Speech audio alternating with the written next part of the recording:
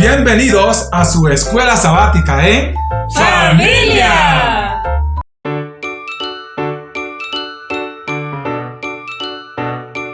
Sabbath School in Family.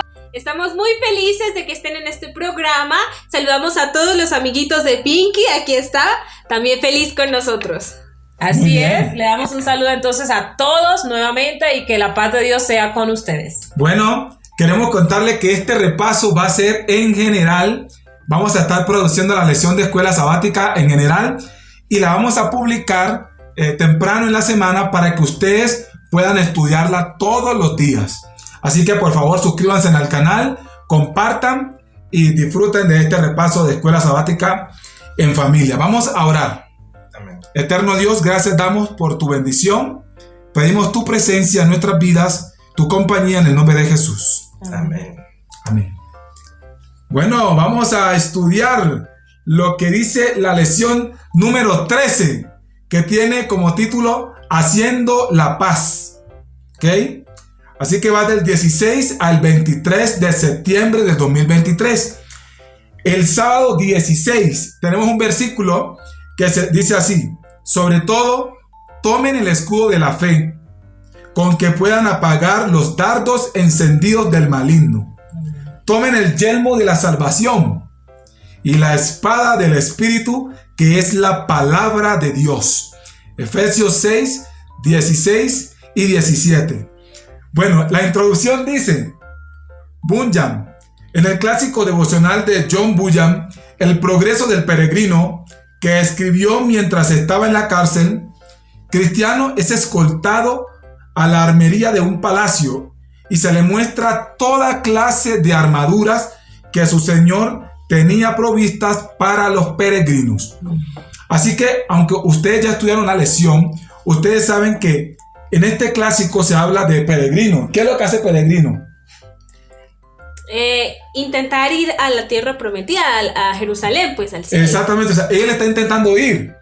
Pero para peregrino se prepara toda clase de armadura. Ahora, Pablo también habla de lo mismo, pero de otra manera. Dice aquí, la obra de Bunyan de 1678 nos recuerda un documento escrito unos 1600 años antes por el apóstol Pablo. La epístola a los Efesios también fue redactada en prisión. Así que vamos a mirar varios detalles claves. Dice así: primero, le armaron desde los pies hasta la cabeza, con armas a toda prueba, para defenderse en el camino en caso de ser, ¿qué cosa? Asaltado. O sea, que la armadura no está diseñada para estar buscando problemas. No. Es en caso de ser, ¿qué cosa? Asaltado. ¿Sí o no? Porque puede ser que uno diga, ya que el Señor Jesús nos dio una armadura, nos vamos a tirar a la guerra. Segundo, el arsenal de Dios contiene suficiente armamento. Amén. Porque muchas veces nosotros pensamos que es como si nos hubieran dado una parte de la armadura y tuviéramos unos huecos. No, o sea, la armadura está completa. Aquí dice, es de la mejor calidad esta armadura.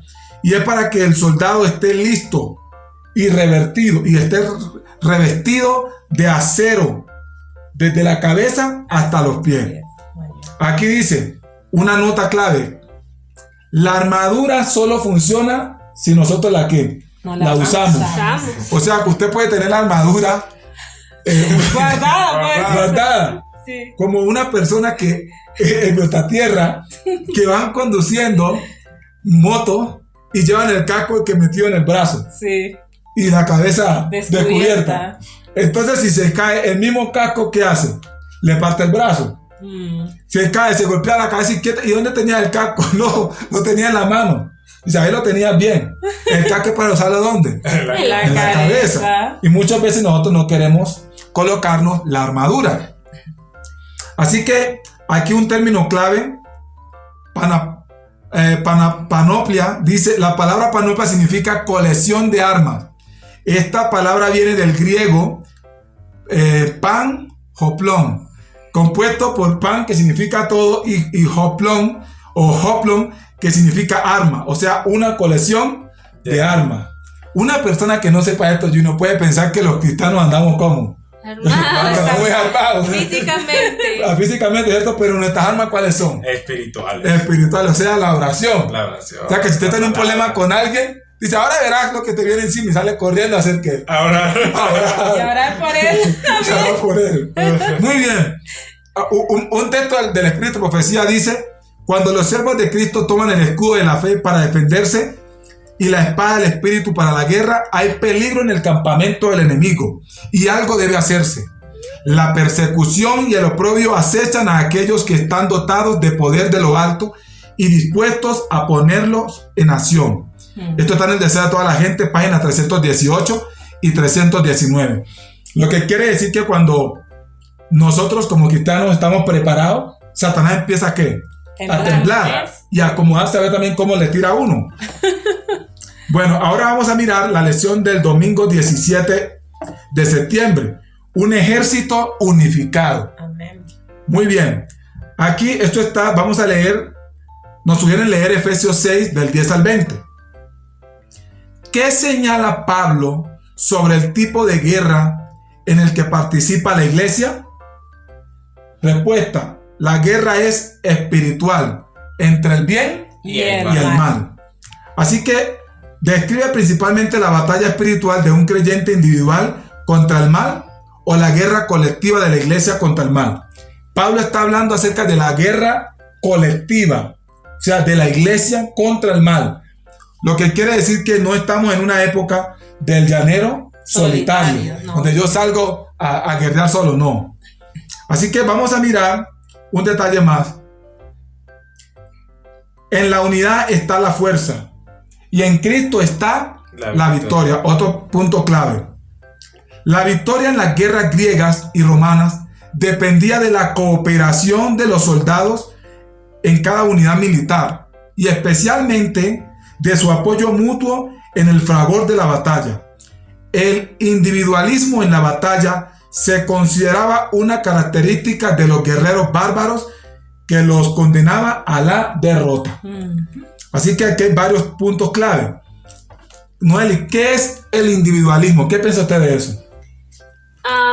Así como querer ser yo el centro, hacer todo yo solo, para quizá no tener que compartir con otros la recompensa o la gloria, y también querer como decir esto es mío y no hago nada con nadie, yo soy yo y punto.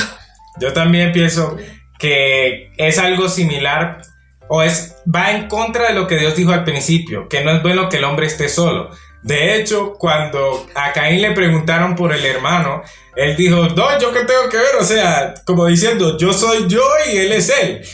Obviamente sabemos que la salvación depende de la decisión que tome cada persona, pero debemos recordar que en la guerra espiritual nosotros tenemos un comandante, que es Jesús. Y entonces los soldados no van a ir a las guerras así a matarse unos con otros, sino que vamos todos con un mismo propósito. Muy bien. Amén. Ahora, la unidad militar. ¿De qué manera podemos nosotros, como organismo colectivo, trabajar juntos en el gran conflicto a fin de ayudarnos mutuamente en nuestras luchas contra el mal en cualquier forma que se presente? Yo tengo algunas cosas aquí, compartiendo lo bueno que otros hacen. Amén. Porque muchas veces estamos mirando quién se equivocó para salir corriendo a compartir eso. ¿Sí me van a entender? O para señalarle. O para señalarlo. Segundo, orando por mis compañeros de guerra. Orando para que les vaya bien. Exacto. Tercero, hablando bien del prójimo. Y si no hay cosa buena que hablar de él, mejor no digo Como dice la palabra. nada. Siguiente, evitando ser una mala influencia. Siguiente, colocándonos de parte de lo que es justo. Apoyando al pueblo de Dios de acuerdo a mis posibilidades. Bueno, ahora vamos con la siguiente lección. Bueno, ahorita tenemos el lunes 18 de septiembre y vamos a estudiar sobre el cinturón y la coraza.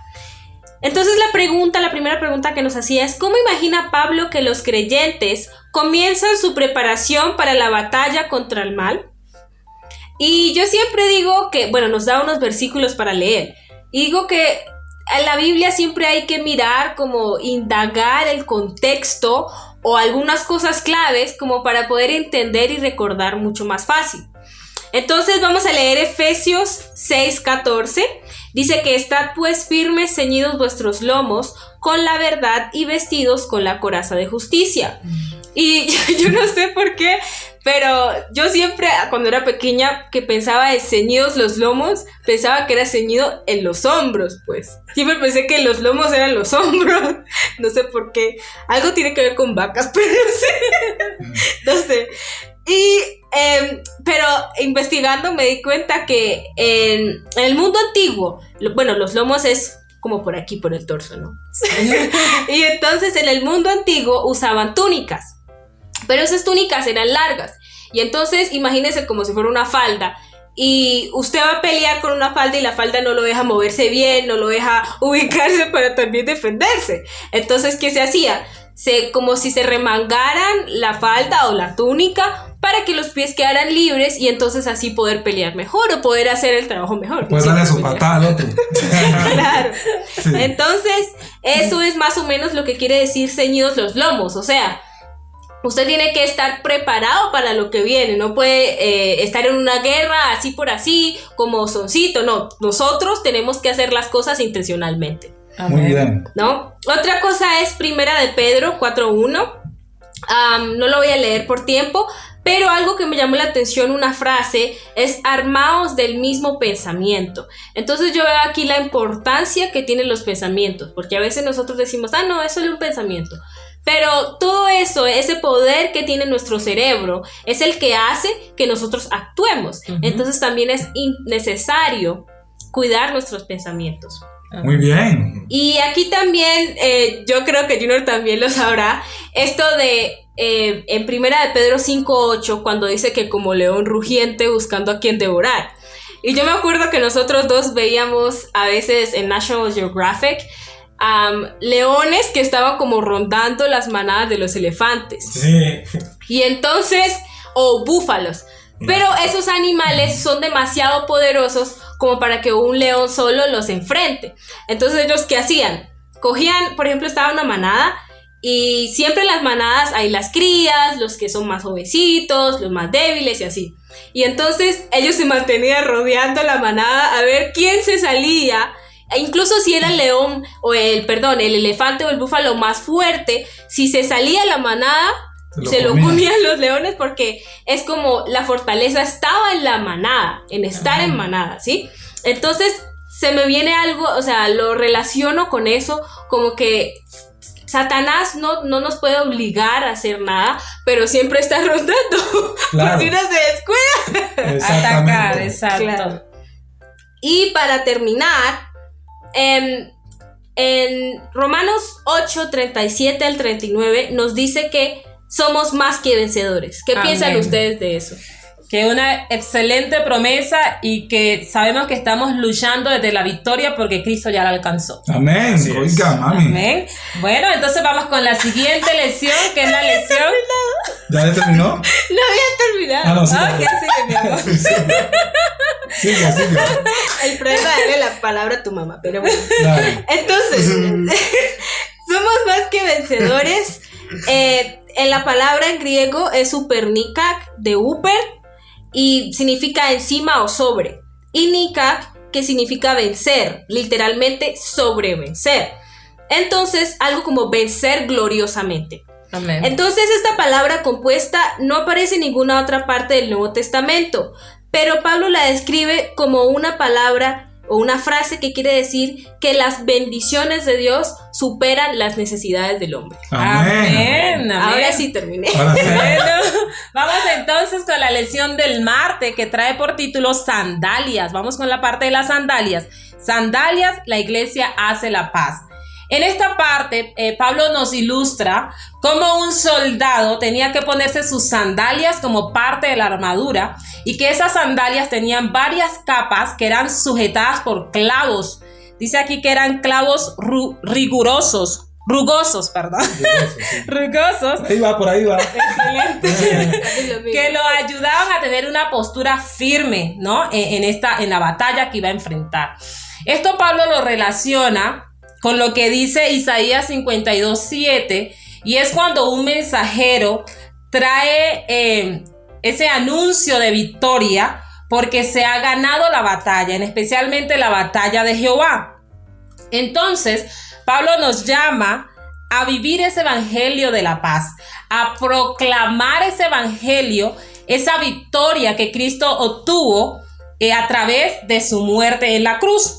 Y no solo eso, sino que también esa victoria nos une, tanto judíos como gentiles, en un solo pueblo.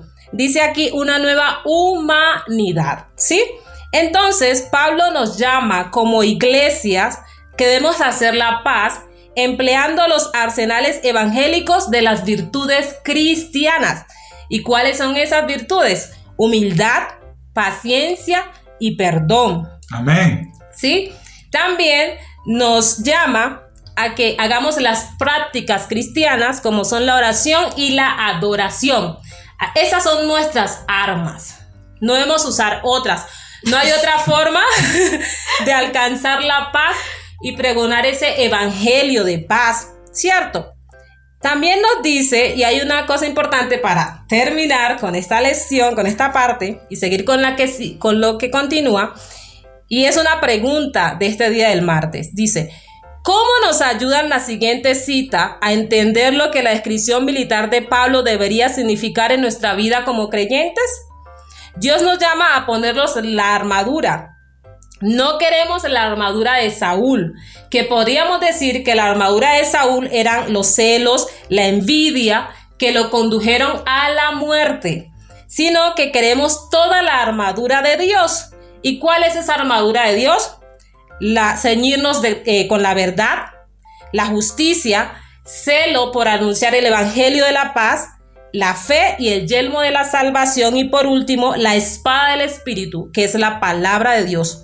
Y dice aquí, entonces podremos salir a trabajar con el corazón lleno de benignidad, compasión y amor semejantes a Cristo. Amén, excelente, mi amor. Vamos ahora con Junior. Exactamente, a mí me corresponde la del miércoles. Deme un segundito, la abro aquí la tengo. Miércoles 20 de septiembre, escudo, casco y espada. Hoy vamos a estar mirando cómo estas tres herramientas o estas tres partes de la armadura eran de tan suma importancia que podían marcar la diferencia entre que un soldado llegara a la casa vivo o que lo tuvieran que dejar en el campo de la batalla. Entonces, vamos a empezar con el escudo. El escudo de Pablo es el gran escudo rectangular de un legionario romano. Hecho de madera y recubierto de cuero, sus bordes se curvan hacia adentro para protegerse de los ataques laterales. Cuando se mojaban en agua, los escudos podían apagar dardos encendidos. Este probablemente... O sea, que para evitar que lo quemaran. Porque en la guerra, especialmente de esos tiempos, de esos siglos... Tiraban lanzas encendidas. Lanzas encendidas. Claro. De hecho, las quemaban con brea y luego le echaban brea y ahí las encendían y... al que le cayera. Sí. Entonces, este probablemente era un escudo que se llamaba scutum, que los empezaron a usar los romanos cerca del año 100 después de Cristo, digo, antes de Cristo. Y algo interesante, un hecho interesante que encontré de este escudo es que lo habían hecho de tal modo que los soldados pudieran trabajar en equipo y también que se pudieran proteger a sí mismos. ¿Cómo? Número 1. Este escudo era lo suficientemente liviano para sostenerlo con una sola mano, a pesar de que tenía la altura suficiente y la anchura suficiente para cubrir el cuerpo de un soldado completo. Es decir, que a pesar de que era alto y que era grande el escudo, era liviano como para que la persona pudiera protegerse con una mano y con la otra, con la espada, atacar al enemigo, darle una estocada. Pero... también el texto nos indica a nosotros que, a diferencia de los soldados romanos, nosotros usamos el escudo de la fe para entrar a la batalla con nuestra confianza en Dios. Amén. Antes de seguir al siguiente, que es el casco de la batalla, también otro aspecto interesante que encontré acerca de este escudo es que servía para que los soldados romanos pudieran hacer una jugada o como un movimiento que se llamaba la tortuga. Entonces lo que hacían era que subían por ejemplo, tenían el escudo y ponían los escudos arriba y ponían los escudos al frente. O sea, la primera fila tenía los escudos al frente, la segunda fila y todas las demás tenían los escudos arriba. Para protegerse de las lanzas que les lanzaran, que les arrojaran desde los muros, pero también al mismo tiempo poder ir avanzando, es acercarse al enemigo, asegurándose de que no iban a quedar menguados entre más cerca estuvieran de las murallas. Y me parece súper relevante que nosotros, al usar las herramientas de Dios, como ya lo habíamos dicho antes, no se fomenta que cada quien vaya por su lado. Bueno, yo estoy protegido de cabeza a pies, entonces simplemente lo que voy a hacer es irme solo, porque ya tengo toda la defensa. No, cada una de estas armaduras estaba diseñada para que todos pudieran ir juntos y traer la mayor cantidad de soldados vivos a sus casas. Seguimos con el casco. El casco estaba confeccionado de hierro y de bronce, Al cuenco que protegía la cabeza se le añadía una placa en la parte posterior para proteger el cuello. También tenía orejeras y un arco para las cejas aquí y placas con bisagras para proteger las mejillas. Es decir, que prácticamente le quedaban los ojos y la nariz y la boca. Descubierto. De resto todo estaba protegido. Y ponerse el yelmo de la salvación, que el yelmo es como un casco que usaban en la Edad Media, derivado de este casco que nos enseña Pablo, significa rechazar el temor a los poderes espirituales, tan común durante la época, y en cambio confiar en el poder supremo de Cristo. Amén. Es decir, nosotros tenemos que confiar en Dios para ingresar a la batalla, que es lo que simboliza el escudo. Y también tenemos que vestirnos del yelmo de la salvación, reconociendo que el poder está en Jesús. Es decir, que Él ya tiene dominado a todos nuestros enemigos. Amén. Tenía una historiecita aquí, voy a resumirla. En el 4 de julio del 2008, The Manchester Evening News explicó que una niña llamada Savannah Harworth, de 11 años, fue atropellada. Ella iba en su bicicleta y al ser atropellada fue a una alta velocidad, pero aún así sobrevivió. Y el mayor impacto lo sufrió en la cabeza. Lo interesante es que ella tenía el casco, entonces el casco se destruyó por completo, pero ella quedó intacta. Nosotros también reconocemos en la actualidad que los cascos, como ya habíamos dicho antes, son muy importantes. Los cascos protegen lo que nosotros, o sea, nuestra mente, lo que realmente controla nuestras acciones. Entonces, reconocer que Jesús tiene el poder sobre toda la humanidad y sobre todos los enemigos nos hace a nosotros entender que estamos basados en Él y entonces vamos a entrar con confianza a la batalla. Y por último, ya para cerrar, tenemos la espada. La espada, el machete. Exactamente, sí. Esto era súper importante para ganar. Bueno, no vamos a hacer descripciones sangrientas, pero la espada era algo corto que se utilizaba para herir al contrincante y también para protegerse de alguna estocada, ¿ya? Claro, para atacarlo, para acariciarlo de forma desastrosa. Exactamente. Ay, sí. Interesante era también que los romanos estaban ya entrenados, tenían la espada apropiada para cada guerra y estaban entrenados para darle la estocada al enemigo en la parte que estuviera descubierta. Claro. Más que todo se protegían la cara porque no querían que se les dañara el rostro, eran muy estéticos. Entonces a veces les daban en las rodillas, en los tobillos y los dejaban inmovilizados. Lo que nos recuerda la espada en el contexto cristiano, que es el que nos importa más a nosotros, es que la palabra de Dios y las promesas descritas en ellas son las que nos van a motivar a nosotros a seguir en la batalla. Esas son las instrucciones y también como lo que nosotros vamos a utilizar contra el enemigo cuando él venga a intentar llenarnos a nosotros con sus acechanzas, como hizo Jesús en el desierto. A cada tentación que Satanás le lanzaba, Jesús le decía, escrito está. Esto no significa, como a veces suele suceder, que hay una persona en la calle y estamos hablando de un tema y queremos entonces decirle a esa persona, estás en lo incorrecto. Recordemos, el método es primero el amor y luego el amor lleva a la verdad.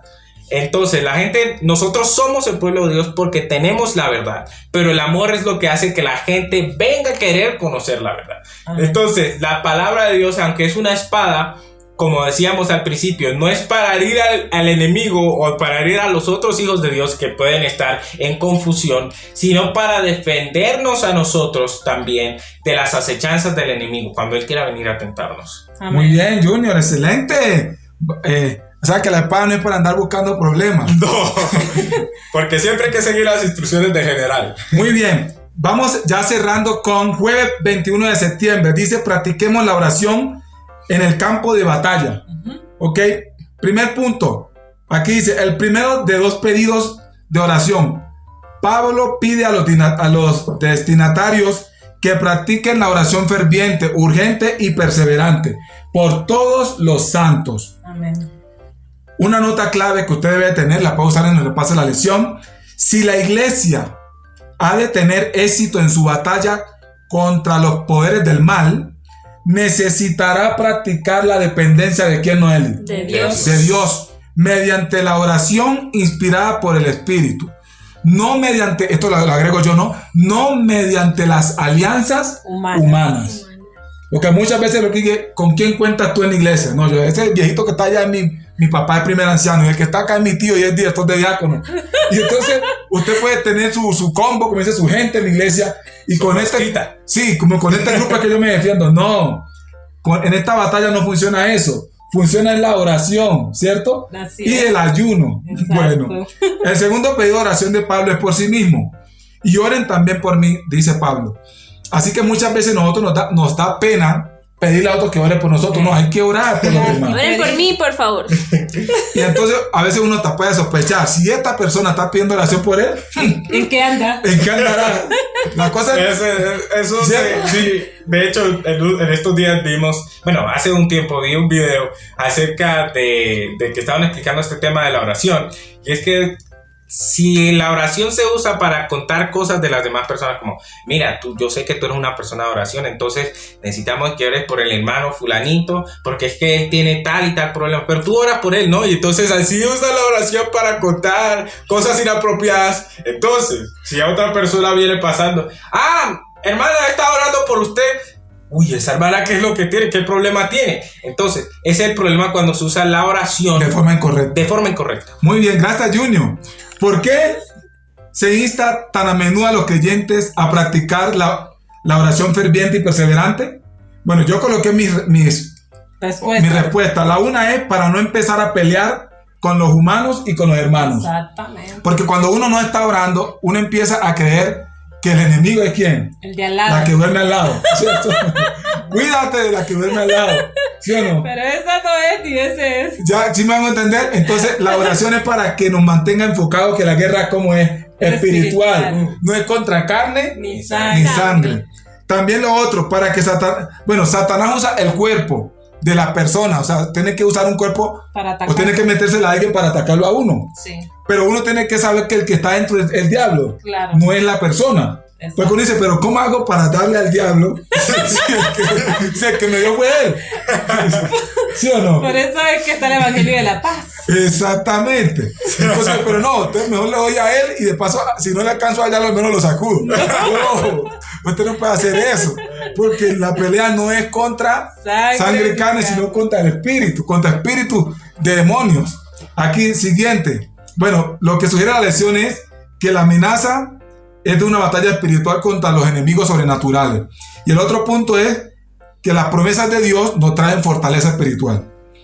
Bueno, y ahora cerramos con el viernes, que dice así: para estudiar y meditar. Noeli, un ejército en batalla se confundiría y se debilitaría a menos que todos trabajaran en conjunto.